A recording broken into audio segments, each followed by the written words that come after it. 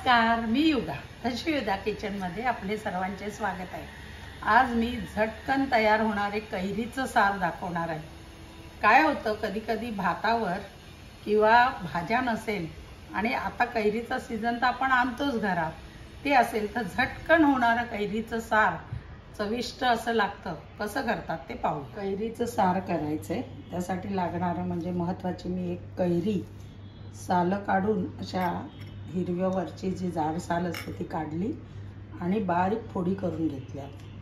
त्याच्यात थोडी हळद, ही मिरची पावडर, धने पावडर, थोडासा गुळाचा खडा, नंतर हा कढीपत्ता, जिरे घेतले थोडंसं म्हणजे अर्धी वाटी ओल्या खोबऱ्याचे तुकडे आणि अर्धा चमचा मेथी।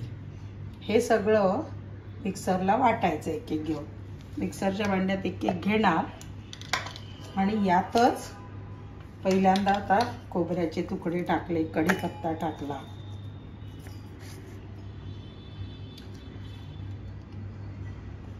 नंतर कैरीच्या फोडी, मेथी, बडीशेप, जिरे, थोडा लसूण पण घेतलाय आणि हे सगळं आता वाटताना यातच मी एक मोठा चमचा बेसनाचं पीठ घेतले, तेही टाकणार आणि गुळाचा खडा पण यातच टाकणार आणि पाणी घालून हे छान वाटून घेणार बारीक। हे सगळं आधी वाटून घेते। हे मी सगळं वाटून घेतलंय। आता काय करायचं, हे वाटलंय, ह्याच्यात बेसन, गूळ सगळे आपण मसाले एकत्र वाटले। आता फोडणी द्यायची, त्यासाठी घेतलंय मी फोडणीचं हे साहित्य। काय काय घेतलंय तर राई घेतलीये, जिरे घेतले, हिंग घेतले, कढीपत्ता, थोड्या हिरव्या मिरच्या आणि थोड्या लाल सुक्या मिरच्या। आता आपण कढई तापत ठेवू आणि ह्याची फोडणी घालू। मी कढई तापत ठेवली आहे। कढई तापल्यावर त्यात 2 चमचे तेल घालते।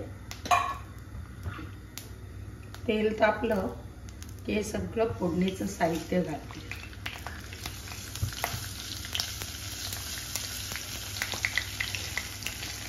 ही फोडणी तडतडली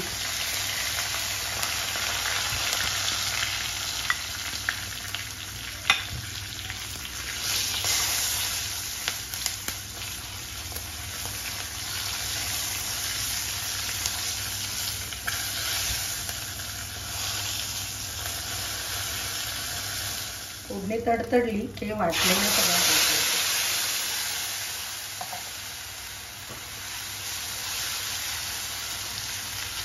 आणि आता हे सार करतोय, मला लागेल तसं पाणी या मिक्सरच्या भांड्यात ते टाकून ते यात टाकायचंय। आपण ह्याच्यावर बेसन पीठ भाजल्यामुळे काय होतं, त्या कढीला म्हणजे असे फुटत नाही। कैरी आहे आणि बेसन पीठ, त्यामुळे ते फुटत नाही। आपल्याला हवं त्या प्रमाणात पाणी घालायचं। आता काय करायचं, ह्याला अशी उकळी आली की चवीप्रमाणे मीठ टाकायचं। आपण मीठ टाकलेलं नाहीये, उकळी आल्यावर ह्याच्यात पीठ टाकायचंय। मस्तपैकी उकळी आली आहे। आता मी यात मीठ घालते, चवीप्रमाणे मीठ, आणि मग आता मीठ घातल्या ह्याची चव बघायची। अजून जर गोड आंबट लागत असेल आणि तुम्हाला गुळ हवा असेल तर अजून गुळ घालायचा। कैरी कितपत आंबट आहे त्याप्रमाणे गुळाचं प्रमाण ठरवायचं।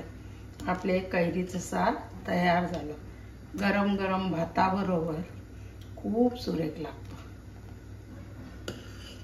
आपलं साराला उकळी आली, सार तयार झालं।